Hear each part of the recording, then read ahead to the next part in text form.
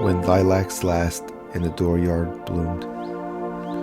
When lilacs last and the dooryard bloomed, and the great star early drooped in the western sky in the night, I mourned, and yet shall mourn with ever-returning spring.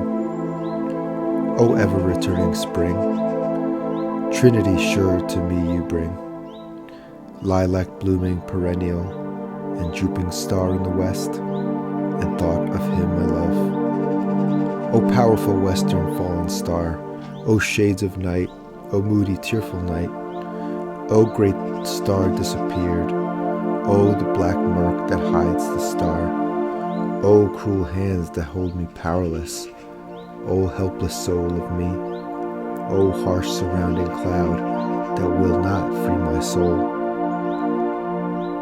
In the dooryard fronting an old farmhouse, near the white-washed palings, stands a lilac bush, tall-growing, with heart-shaped leaves of rich green, with many a pointed blossom rising, delicate, with the perfume strong I love, with every leaf a miracle, and from this bush in the dooryard, with delicate colored blossoms and heart-shaped leaves of rich green, a sprig with its flower I break. In the swamp, in secluded recesses, a shy and hidden bird is warbling a song. Solitary, the thrush, the hermit, withdrawn to himself, avoiding the settlements, sings by himself a song. Song of the bleeding throat, death's outlet song of life. For well, dear brother, I know, if thou wast not gifted to sing, thou wouldst surely die. Over the breast of the spring, the land, amid cities, amid lanes and through old woods, where lately the violets peep from the ground, spotting the gray debris. Amid the grass in the fields, each side of the lanes, passing the endless grass, passing the yellow-speared wheat, every grain from its shroud in the dark brown fields uprising. Passing the apple tree blows of white and pink into the orchards, carrying a corpse to where it shall rest in the grave. Night and day journeys a coffin. Coffin that passes through lanes and streets, through day and night, with the great cloud darkening the land.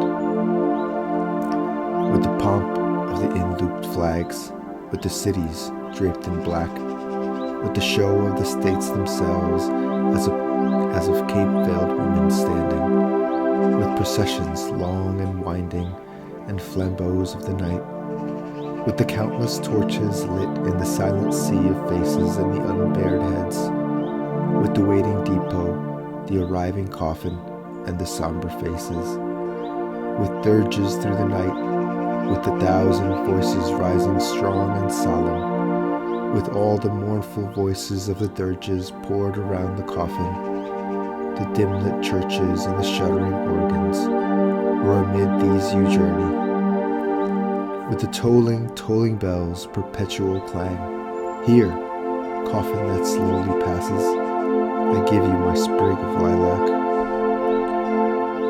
Nor for you, for one alone, blossoms and branches green to coffins all I bring, for fresh as the morning, thus would I carol a song for you, O sane and sacred death. All over bouquets of roses, O death, I covered you over with roses and early lilies, but mostly, and now the lilac that blooms the first. Copious I break the sprigs from you, the bushes. With loaded arms I come, pouring for you, and the coffins all of you, O death. A western orb sailing the heaven, now I know what you must have meant, as a month since we walked up and down in the dark blue so mystic, as we walked in silence the transparent shadowy night, as I saw you had something to tell, as you bent to me night after night, as you drooped from the sky low down, as if to my side, while the other stars all looked on, as we wandered together the solemn night, for something I know not what kept me from sleep. As the night advanced, and I saw on the rim of the west, ere you went, how full you were of woe. As I stood on the rising ground in the breeze, in the cold, transparent night, as I watched where you passed, and was lost in another wood, black of the night. As my soul, in its trouble, dissatisfied, sank as where you, sad orb, concluded, dropped in the night, and was gone. Sing on there in the swamp, O singer bashful and tender. I hear your notes, I hear your call.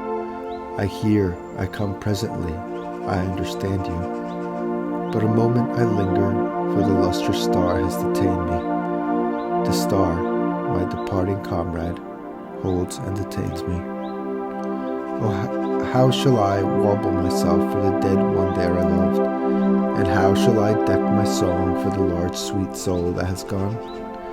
And what shall my perfume be for the grave of him I love? Sea winds, blown from east and west, blown from the eastern sea, and blown from the western sea, till there on the prairies meeting.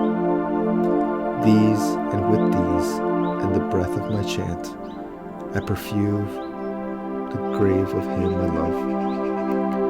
Oh, what shall I hang on the chamber walls?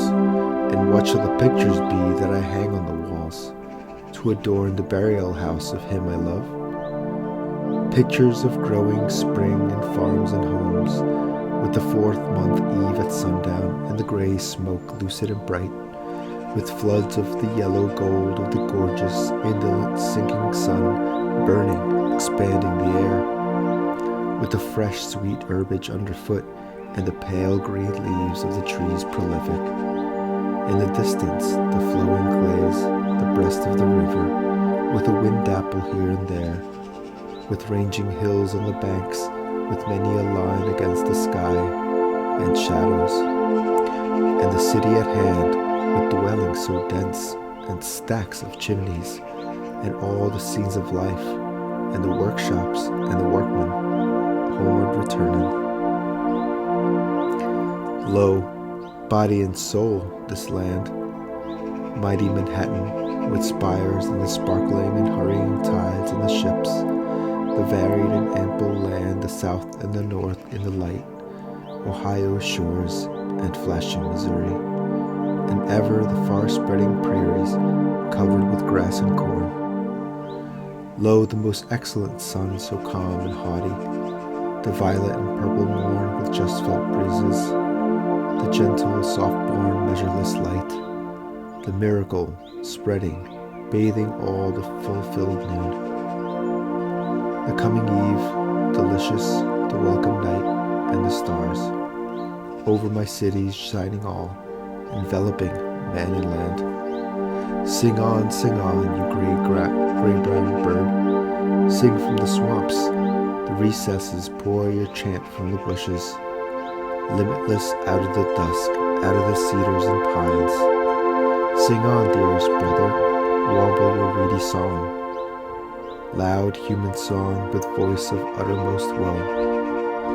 O liquid and free and tender, O wild and loose to my soul, O wondrous singer.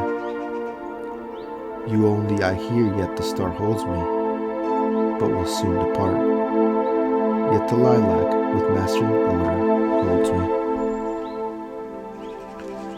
Now while I sat in the day and looked forth, in the close of the day with its light, and the fields of spring, and the farmer preparing his crops, in the large unconscious scenery of my land with its lakes and forests, in the heavenly aerial beauty after the perturbed winds and the storms, under the arching heavens of the afternoon swift passing, and the voices of children and women, the many moving sea tides, and I saw the ships how they sailed, and the summer approaching with richness, and the fields all busy with labor, and the infinite separate houses, how they all went on, each with its meals and minutiae of daily usages, and the streets, how their throbbings throbbed, and the cities repent, lo then and there, falling upon them all, and among them all, enveloping me with the rest.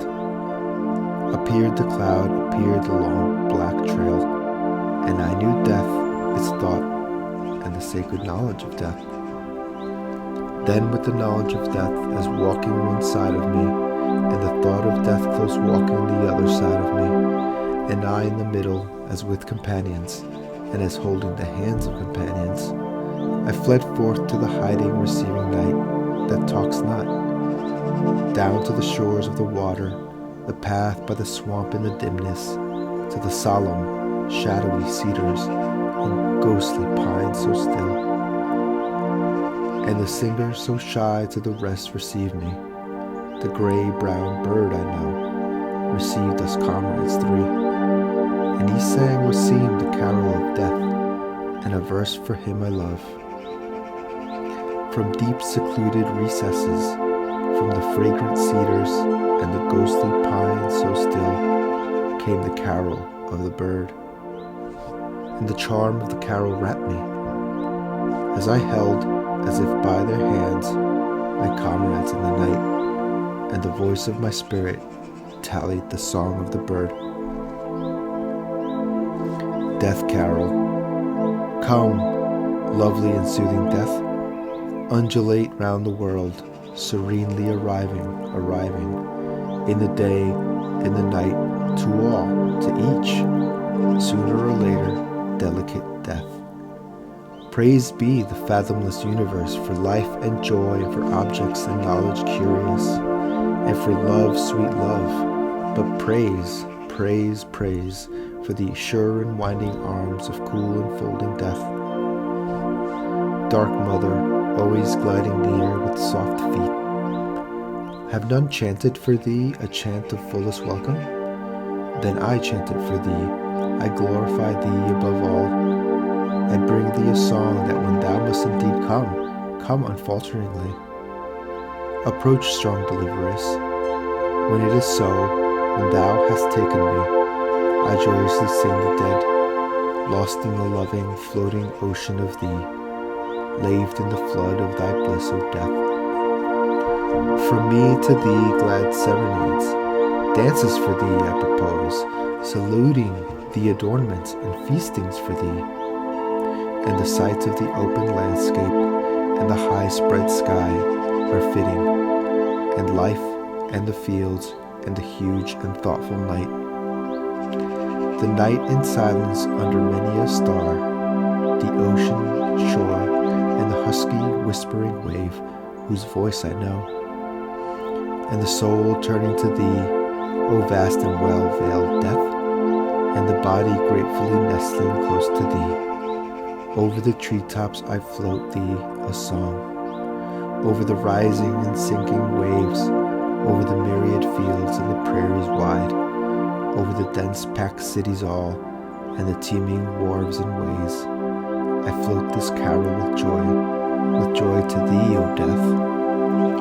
To the tally of my soul, loud and strong kept up the gray-brown bird, with pure, deliberate notes, spreading, filling the night, loud in the pines and cedars dim, clear in the freshness moist and the swamp perfume, and I with my comrades there in the night. While my sight that was bound in my eyes unclosed, as to long panoramas of visions, I saw askant the armies, and I saw, as in noiseless dreams, hundreds of battle flags, borne through the smoke of the battles and pierced with missiles I saw them, and carried hither and yon through the smoke, and torn and bloody, and at last but a few shreds left on the staffs, and all in silence, and the staffs all splintered and broken. I saw battle corpses, myriads of them, and the white skeletons of young men. I saw them. I saw the debris of all the dead soldiers of the war, but I saw they were not as was thought. They themselves were fully at rest, they suffered not. The living remained and suffered, the mother suffered, and the wife and the child, and the musing comrade suffered, and the armies that remained suffered. Passing the visions, passing the night, passing, unloosing the hold of my comrade's hands, passing the song of the hermit bird and the tallying song of my soul. Victorious song, that's outlet song, yet varying, ever-altering song, as low and wailing yet clear the notes, rising and falling, flooding the night, sadly sinking and fainting, as warning and warning, and yet again bursting with joy, covering the earth and filling the spread of the heaven, as that powerful psalm in the night I heard from the recesses. Passing, I leave thee, lilac with heart-shaped leaves. I leave thee there in the dooryard, blooming, returning with spring. I cease from my song for thee, from my gaze on thee in the west, fronting the west, communing with thee, O comrade lustrous, with silver face in the night. Yet each I keep, and all retrievements out of the night. The song, the wondrous chant of the gray-brown bird, and the tallying chant, the echo aroused in my soul, with the lustrous and drooping star, with the countenance full of woe, with the lilac tall and its blossoms of mastering odor, with the holders holding my hand, nearing the call of the bird, comrades mine, and I in the midst, and their memory ever I keep for the dead I love so well. For the sweetest, wisest soul of all my days and lands, and this for his dear sake. Lilac and star and bird, twined with the chant of my soul, there in the fragrant pines, and the cedars dusk and dim.